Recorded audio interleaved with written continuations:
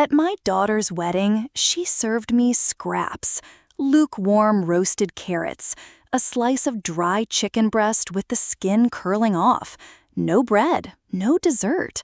I sat alone at a table near the restroom, 3 rows back from the dance floor, close enough to smell the bleach from a mop bucket in the hallway. There wasn't a name card that said Mother of the Bride. I wasn't mentioned in the program either. Just me, sitting there in this light blue chiffon dress I'd spent way too much on, clinking ice cubes in a glass of sweet tea that was already sweating. The garden was stunning, jasmine thick in the air, a jazz quartet playing something soft and forgettable. Guests were laughing, holding glasses of white wine, tossing their heads back like they were in a movie. No one saw me, or maybe they did, and just looked away. Not that long ago, Madeline and I held hands at her high school graduation.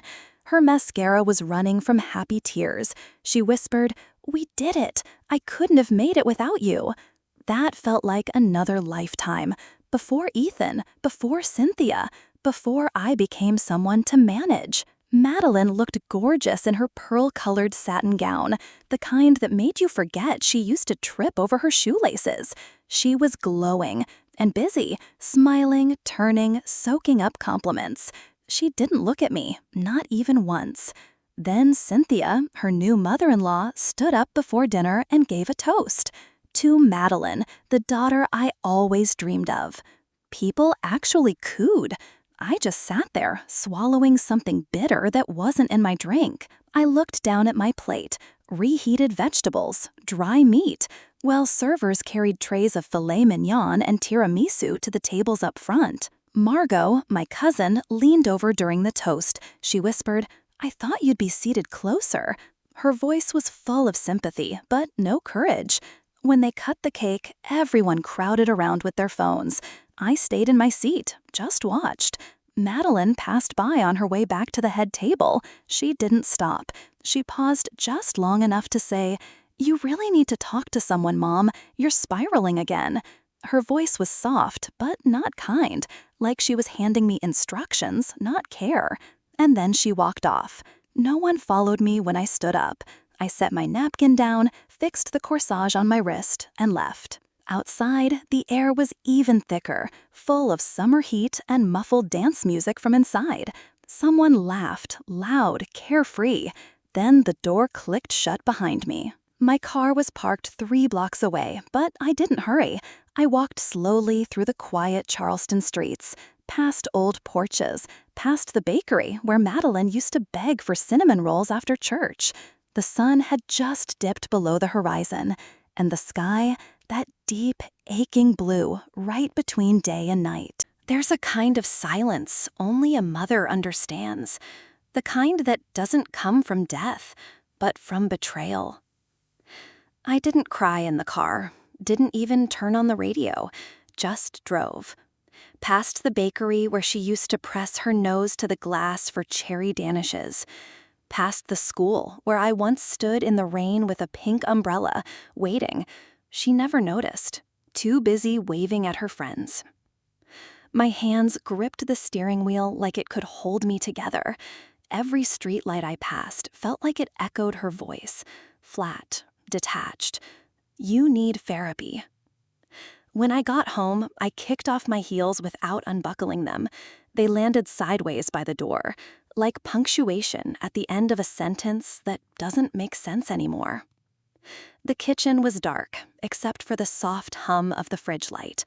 The spinach casserole was still in the oven, untouched. I hadn't brought it to the reception. I knew better. Still, I made it. Like some tiny part of me hoped she'd see it and remember. I opened the cabinet and reached for the wine glass I always used on nights like this.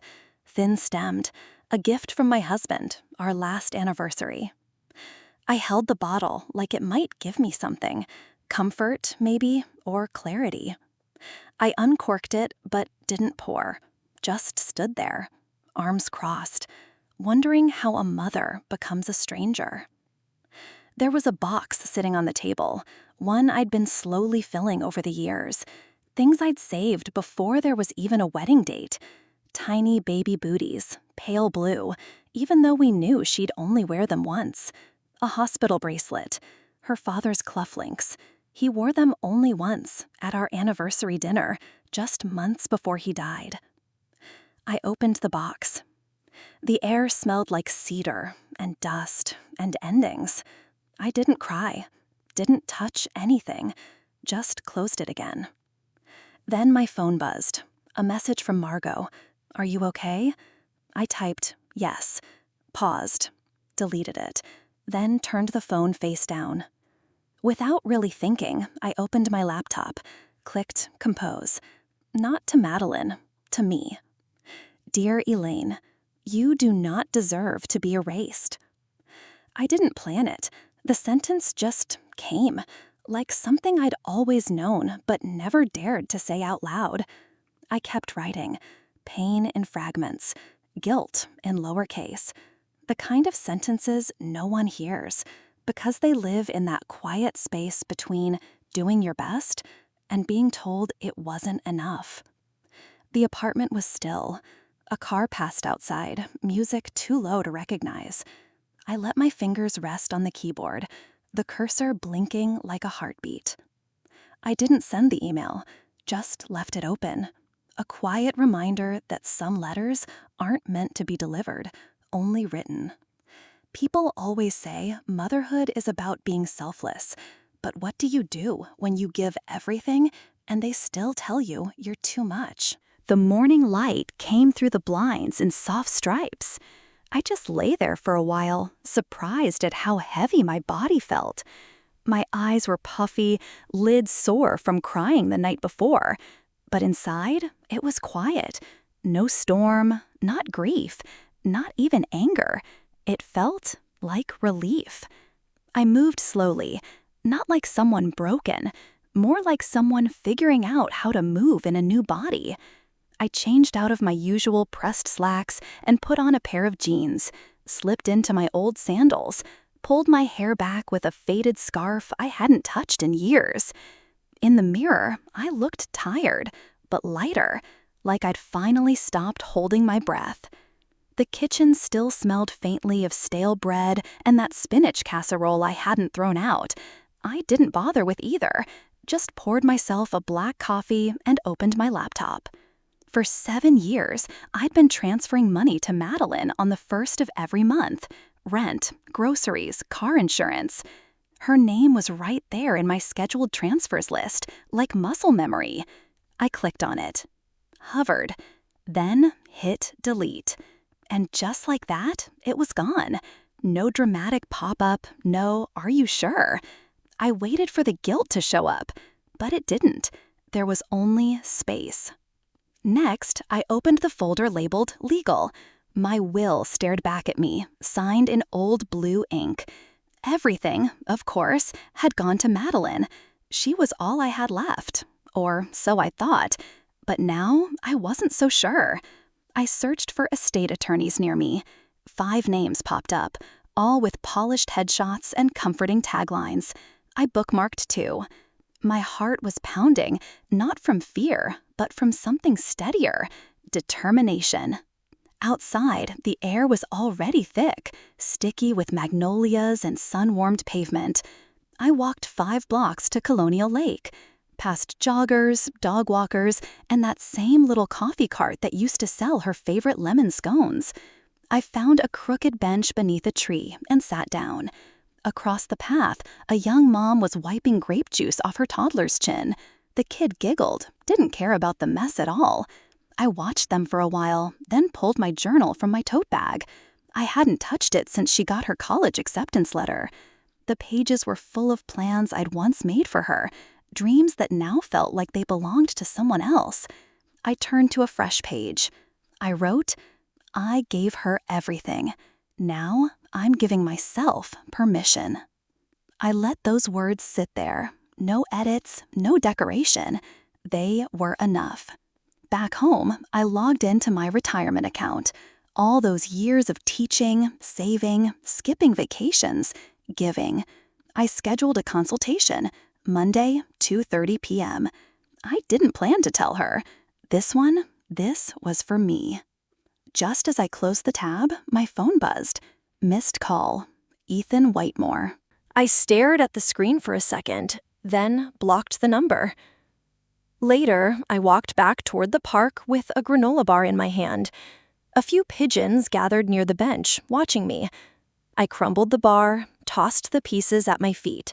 Scraps, sure, but given with love. And still, they came. There's nothing louder than the silence that comes after you stop begging for love. A whole week passed, 7 days. No calls, no texts, not even a message from Margot. I wasn't expecting flowers from the honeymoon or anything, but part of me really hoped, that Madeline would at least check in, just say she got there safe, something. But the only thing that made a sound was the air conditioner buzzing weakly against the Charleston heat. Outside, cicadas screamed from the trees like sirens no one was listening to. Life moved on. Apparently, so did she. I stood barefoot in the kitchen, watching condensation drip down the side of a pitcher of iced tea. My blouse stuck to my back. I hadn't turned on the news in days. I didn't want voices. A cousin had tagged some honeymoon pictures online. Cafes in Paris, wine glasses catching golden light, Madeline twirling on cobblestone streets in a white sundress. In one photo, Ethan kissed her cheek beneath a sycamore tree. The caption said, "Mr. and Mrs. Whitmore, forever." My last name, mine, was now just a footnote. She hadn't even kept it for appearance's sake. That afternoon, I got in the car and drove past the old house, the one we fought to hold on to after Tom died. We had to sell it once the roof started leaking, and I couldn't carry the debt alone. Now it's a rental, a minivan in the driveway, blue shutters, the porch swing's gone. But in my mind, I saw her, 10 years old, barefoot, purple icing on her nose, a pony tied to the mailbox. I baked 3 cakes that day because she couldn't decide. She called me the best mom ever, and she meant it. Now she's Mrs. Whitmore, and I wasn't invited to the goodbye. When I got home, there was a voicemail from a realtor. "Hi, Miss Whitmore, just calling to say this is a great time to sell. I'd be happy to give you a free estimate." I didn't delete it. I saved the number. Then I opened my phone, started scrolling through wedding photos, dress fittings, centerpieces, my own strained smile standing beside Tina and Ethan. I deleted them one by one. No backup, no folder. Just gone. Before I knew it, my email was open. My fingers moved on their own. Subject: Update. Madeline. As of July 1st, I'll no longer be covering your health insurance or rent. Please plan accordingly. Mom. I hit send. Didn't reread it. Didn't sit around waiting to regret it. 5 minutes later, seen. No reply. Outside, the sun pressed down like an iron. I walked 3 blocks to the bank. Inside, the floors were cool tile, the lights humming fluorescent. A young teller smiled at me through thick glasses.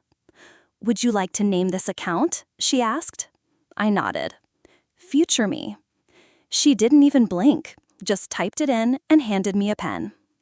That evening, I sat on the balcony with a glass of that same iced tea, now watery, warm.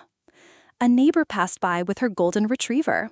She looked up and asked, "How was the wedding?" I paused, then said, "Eye-opening." She smiled like she got it, and maybe, somehow, she did. If any of this sounds familiar, if you've ever found yourself sitting in silence, wondering where you disappeared to in your own family, I'd love to hear from you. What did you do when you realized it was time to draw a line? Leave me a comment below. I read every single one, even if I don't always respond.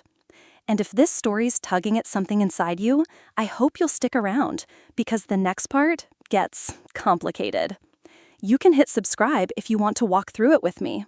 I'm not claiming to have all the answers, but I'll share what I've learned, one hard truth at a time. The message came just after breakfast. A group text. Me, Madeline, and Ethan. I hadn't been in a group chat with them since we were planning the wedding menu. This one said, "We're shocked by your decision.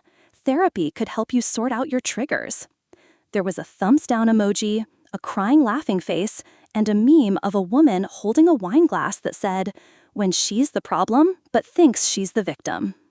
I just stood there in my kitchen, toast going cold in the toaster, staring at my phone like it had slapped me. I was expecting pushback, but I wasn't expecting emojis. Not from the girl who used to write me poems on Mother's Day, who once sobbed because I got a paper cut. I didn't reply. I let the silence speak for me. A few minutes later, Ethan called.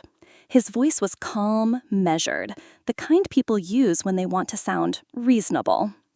"Maybe you're just overwhelmed," he said, like that explained everything. "You've always been sensitive." I didn't yell. I didn't cry. I said, "I am no longer available for redefinition." Then I hung up. And it felt good. Clean, even. That afternoon, I walked 6 blocks to the bookstore. Rita greeted me with a soft smile, like she could tell something had shifted, but didn't want to name it. "You look taller today," she said, half joking. "Ready to shelve poetry?" I nodded. I was. A little while later, the bell above the door jingled. A teenage girl came in, holding a gift bag. She asked where the poetry section was. "I'm looking for something for my mom," she said. "Something nice, but not too cheesy." I handed her a slim Mary Oliver book and nearly lost it. "She writes about noticing things," I whispered. "Your mom might like that." The girl smiled and wandered off. I had to pretend to rearrange a display just to keep from falling apart. That night, after a quiet dinner of microwaved vegetables and way too much lemon, I played Madeline's voicemail 3 times. "You've made your choice," she said. "Don't expect to be part of our future." No tears, just that clipped tone she uses when she's trying not to cry, or maybe trying not to care. I stared at the phone screen for a while, then I deleted the message, and out loud, to no one, I said, "Good." The word just sat there in the room, sharp at first, then oddly comforting, like incense. Later, I opened the journal I'd bought after work. It had a soft linen cover and that faint smell of glue and pine. I titled the first page, "After Her." And then I wrote, "What if freedom looks like abandonment from the outside?" I didn't know the answer, but for the first time, I didn't need one. There was a time when I could trace every freckle on her cheeks like constellations. I used to know she was about to cry just by the way her lips would twitch. Now I can't even recognize her tone when she calls. It's sharp, distant, polished, like she's reading from a resume. But the hardest part, it's not the silence. It's realizing I don't miss the noise. At the bookstore, I was restocking the poetry shelf, alphabetizing Plath next to Oliver. My hand froze when I picked up Ariel. Those poems used to scare me, too raw, too broken. Now they made sense. Rita peeked in from the front counter. "You doing okay?" she asked. I didn't lie. "No, but I'm getting there." She just nodded and walked away.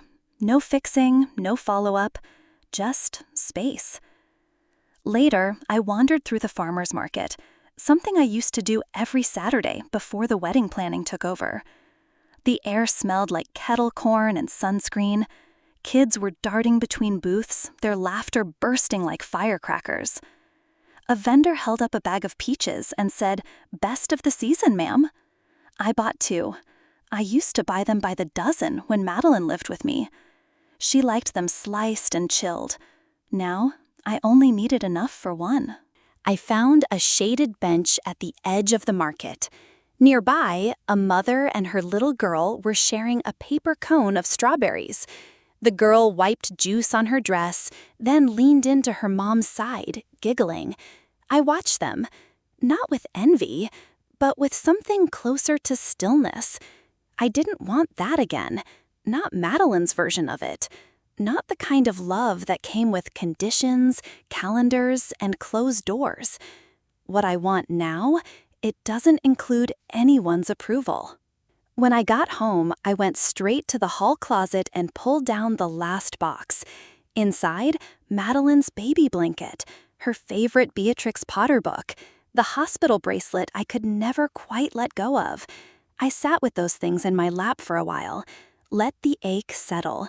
Then I got up, sealed the box, and labeled it in thick black marker. Memory, not currency. I didn't cry, didn't feel noble or tragic, just done. At sunset, I sliced one of the peaches and took it out to the porch. Didn't bother with a napkin. The juice ran down my wrist, onto my shirt, sticky and golden. It was messy, it was real, and it was mine.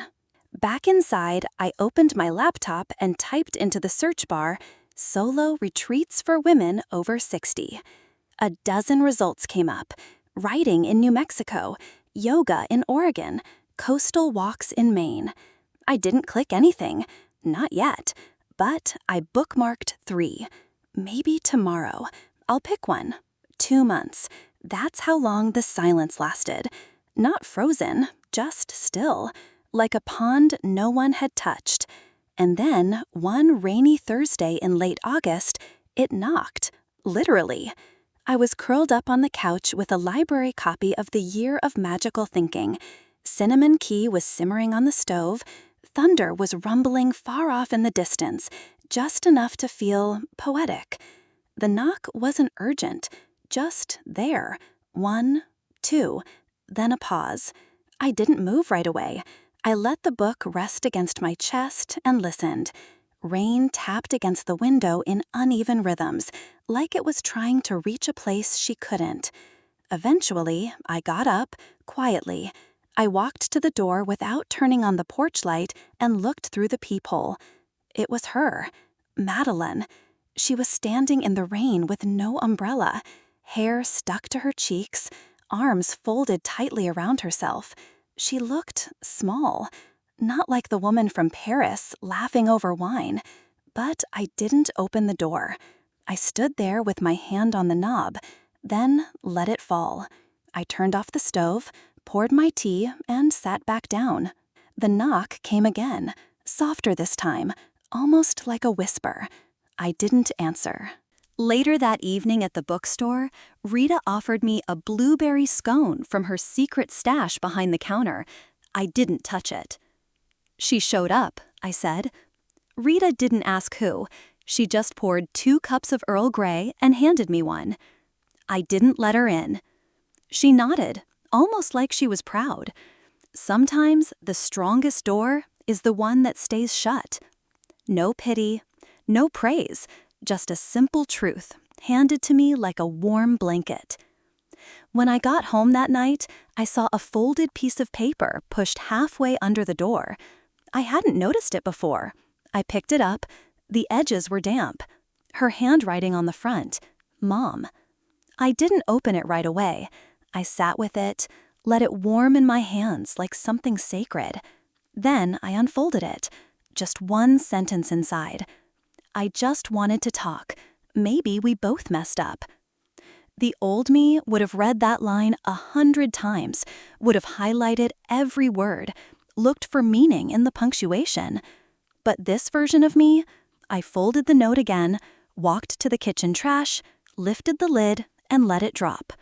Right there with orange peels, tea bags, and an expired yogurt container.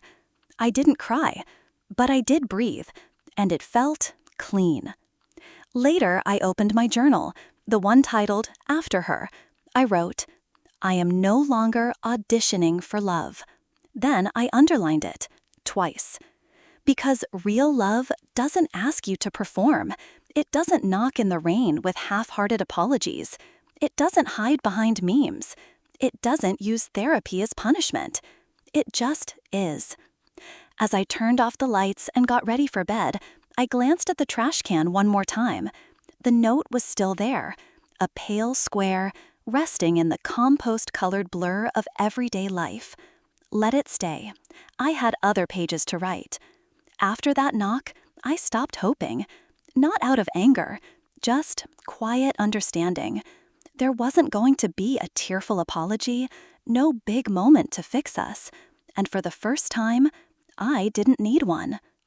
The day you realize you don't need their apology, that's the day your healing really begins. By early September, the trees had turned gold at the edges, and the air smelled like dried leaves. I found myself standing in the foyer of my old house, the one I rented out after Madeline moved out years ago. Now it was empty again. Dusty wood floors, echoes in every corner. The realtor, Tamara, was brisk, young, and full of confidence. She clicked through the rooms in heels, scribbling notes. "It has great bones," she said. I reached out and touched the hallway wall. You could still faintly see the pencil marks from Madeline's height chart. I didn't cry, but I did whisper goodbye.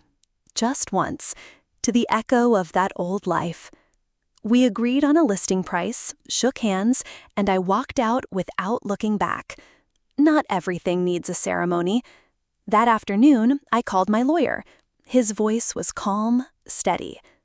"I'd like to update my will," I said. "Of course, Miss Whitmore. What changes?" I paused for a second, watching a squirrel dart across the courtyard outside my window. "Remove Madeline as executor and as primary heir. I want to designate a charitable trust instead." There was a pause on his end. Professional, but still, I imagined he blinked once, maybe twice. "Understood," he said. "I'll draw up the paperwork." I hung up and felt lighter than I had in months. Not vindicated, not proud, just free. The next morning at the bookstore, Rita handed me a small package wrapped in brown paper.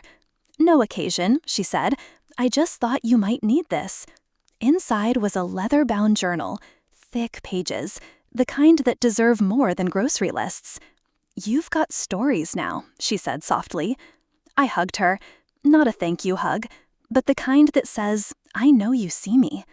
I'd already booked the train ticket, one way to Vermont, a quiet retreat for women writers. Hiking, journaling, soup by the fire. No phone service. Just breath. Just space. I packed light. 2 sweaters, jeans, hiking shoes, and one photo, my late husband on the porch, squinting into the sun. Madeline wasn't in it, and that felt right. The morning I left, I dropped the house key into the mailbox slot. No note, no farewell letter. Just the key. Just release. At the station, I found my seat by the window. The train hissed, then moved. Across from me sat a woman about my age. Kind eyes, curious smile. "First time going alone?" she asked. I smiled back. First time choosing it. As the city blurred behind us, I opened Rita's journal and wrote the date. No title, no plan, just blank pages waiting for whatever comes next. For the first time in years, I didn't feel like someone's mother.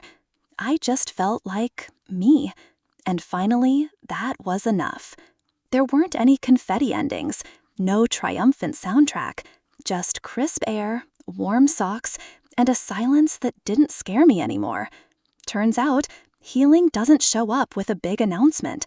It slips in quietly, like October fog drifting over a still lake in Vermont, softening everything it touches. The cabin was small, just 3 rooms, but it smelled like pine, cinnamon, and something older. Maybe peace. The kind of peace you don't notice until your shoulders drop and your breath finally slows. Every morning, I made coffee on the old gas stove. Drank it wrapped in a flannel blanket, toes pressed against worn wooden floors. Birdsong filled the space where overthinking used to live. Most days, I hiked. The woods behind the cabin were alive with color, maples and oaks letting go of what no longer served them. I understood that. By the lake, I found this big, flat rock. It became my journaling spot. Some days, I wrote nothing. Other times, I filled pages until my hand cramped. But every time, I signed with my name. Not Mom, not Mrs. Whitmore, just Elaine. One afternoon in town, I wandered into a little bookstore. Uneven floors, handwritten signs. A woman stood near the children's section with her daughter, picking out fairy tales and first readers. I didn't flinch, didn't ache. I just smiled and left them to their moment. Back at the cabin, I revisited poems I hadn't touched in years. Mary Oliver reminding me to let the soft animal of my body love what it loves. Lucille Clifton whispering, "Come celebrate with me that every day something has tried to kill me and has failed." They weren't just poems anymore. They were anchors. One night, with frost on the windows, I made a small fire outside in the stone ring. I brought one thing with me, the note Madeline had slipped under my door months ago. I'd fished it out of the trash on my way to Vermont, hadn't opened it again, not because I was afraid of what it said, but because I already knew. I held it for a moment. The paper was soft now, worn from time. Then I fed it to the flames. It curled slowly, blackened at the corners, until it was gone. I whispered, "Goodbye, sweetheart." And maybe I meant her. Maybe I meant the woman I used to be. Maybe both. Later that night, by candlelight, I wrote myself a letter in Rita's journal. "You are allowed to matter, even when no one applauds you." I folded the page carefully. No urgency, no drama, just tenderness. There was no phone signal here, and I didn't miss it. No pings, no updates, no filtered photos of a life I no longer felt the need to compare mine to. Just birdsong and the sound of my own breath. Some gifts don't come wrapped. Some aren't given by anyone else. The last gift I gave was to myself. A quiet cabin, a burning page, and permission to live like I belong to no one but me. If you've ever let go of something or someone you thought you couldn't live without, how did it feel that moment after? Was it grief? Relief? Both? I'd really love to hear your story, even just one line. Sometimes strangers understand us in ways family never tried to. Leave me a comment if you've been there. And if you're wondering what happens when I finally come home, well, let's just say, not all doors stay closed forever. When the train pulled into Charleston, I didn't feel that old ache in my chest, the one I used to mistake for belonging. I wasn't coming home. I was coming back to a version of myself I hadn't seen in decades, someone I'd lost in casseroles and co-signatures, someone who used to laugh at her own jokes and read poetry in the bathtub.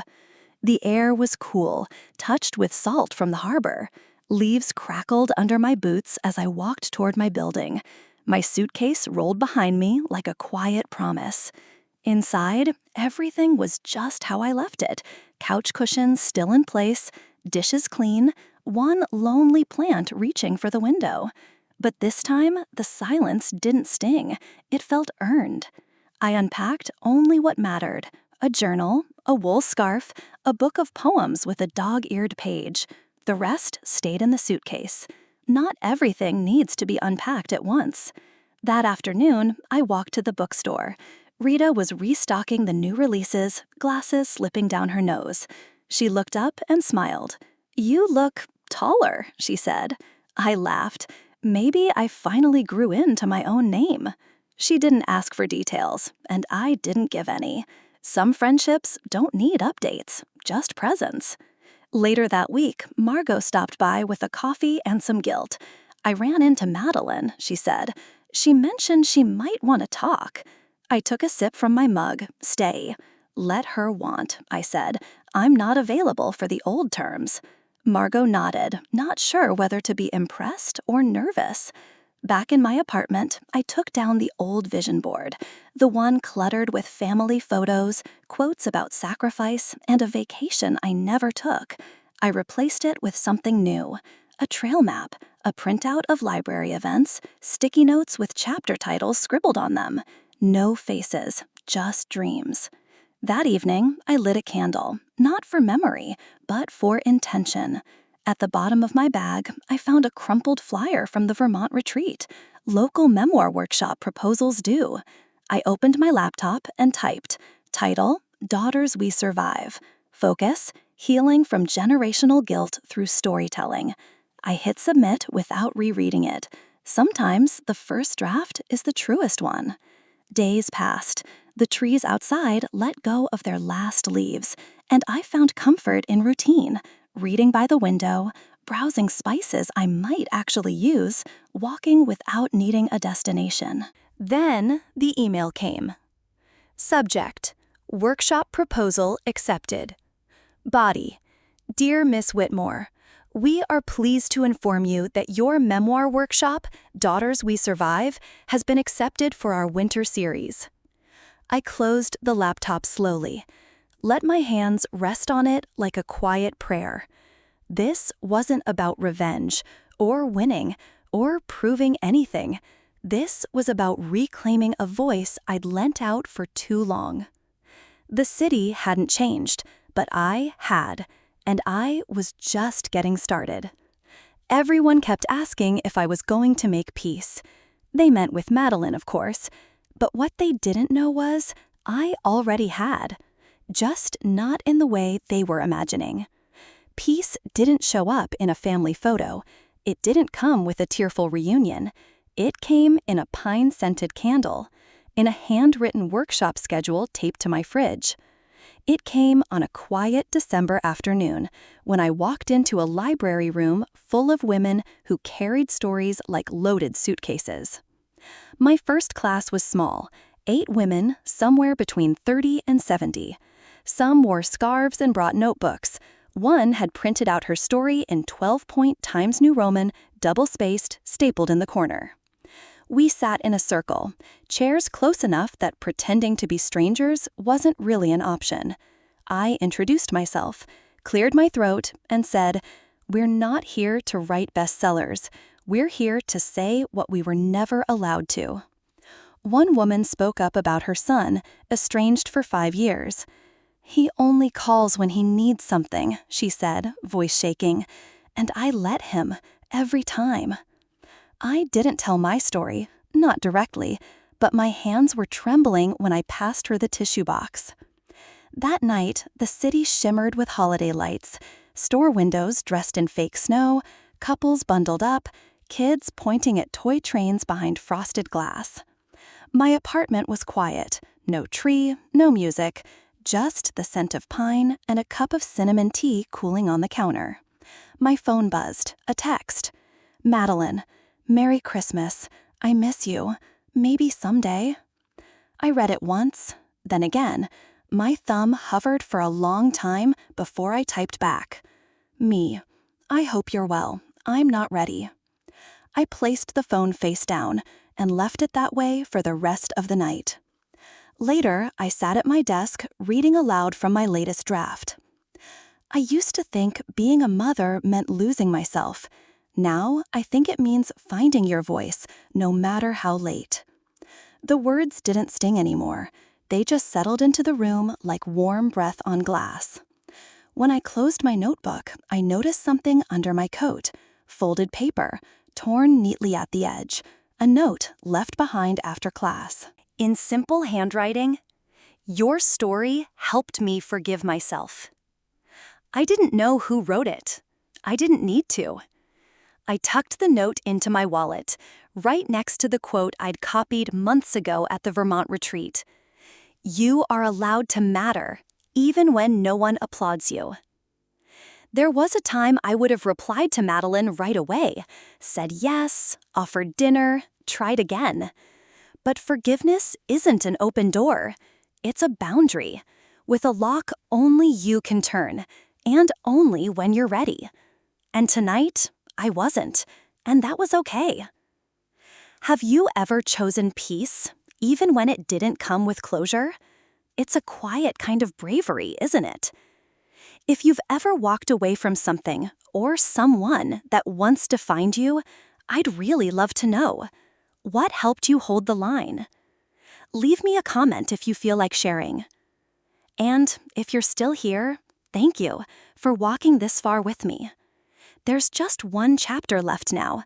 And maybe, just maybe, it's not the end, but the beginning I never saw coming. Not every story ends with a hug. Mine ended in a kitchen, with the soft hiss of a kettle and a woman humming to herself, not to impress, not to fill the silence, but simply because the song was already in her. The January air slipped through the window screen, sharp, fresh, the kind of morning that made the whole city feel rinsed clean. I hadn't heard from Madeline since Christmas, and for the first time in almost 40 years, I wasn't starting the new year holding my breath, waiting for someone else to come back. I was writing now, really writing. That morning, I finished the first full draft of my memoir. It sat on the kitchen table, thick, imperfect, held together by 2 clips and a quiet kind of grace. On the cover, I'd typed my full name, Elaine Whitmore. No initials, no hiding.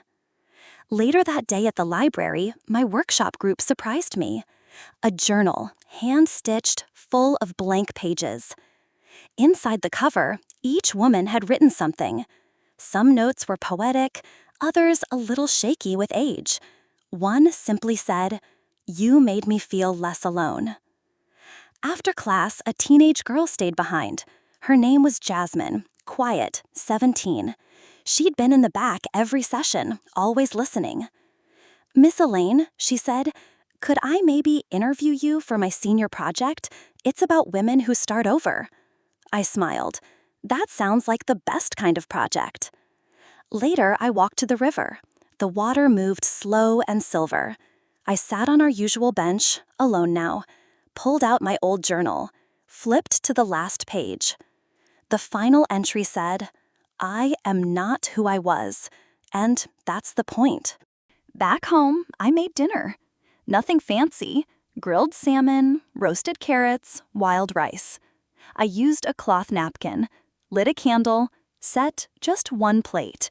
I ate slowly, tasted every bite. No TV, no phone, no waiting for a text that wouldn't come. And I wasn't lonely. I was full. When the dishes were done, I sat at my desk, opened my laptop, attached the draft of my book to an email for the publisher. My fingers hovered for a moment. Then I clicked send. No fanfare, no applause, just the sound of the tea kettle starting again behind me. I walked back to the kitchen, poured a cup, held it in both hands like something sacred. Then I stood by the window, watching headlights glide down the street, each one its own story unfolding. I closed my eyes, exhaled slowly, and whispered, not to anyone in particular, just to the air, to the walls that had witnessed me come undone and stitch myself back together again. I will never go hungry again, not for love. And I didn't mean food. I meant the kind of hunger that makes you shrink, that makes you disappear inside someone else's life just to feel like you matter. Not tonight. Tonight, there was no shrinking. Just me, a mug of tea, and a blank page waiting. And this time, I wasn't afraid to write whatever came next. When I said, "I will never go hungry again, not for love," I wasn't angry. I was full of quiet, of clarity, of myself. We're taught to believe family means forever, but I've learned blood doesn't always equal belonging. And sometimes the kindest thing you can do for yourself and for them is stop chasing what won't return with love. Peace, it's not the absence of pain. It's choosing not to carry what was never yours in the first place. If this story reminded you of a choice you had to make, or maybe one you're still struggling with, I hope you'll share in the comments. You're not alone. You never were. And if you're still with me, maybe you're curious about what happened next.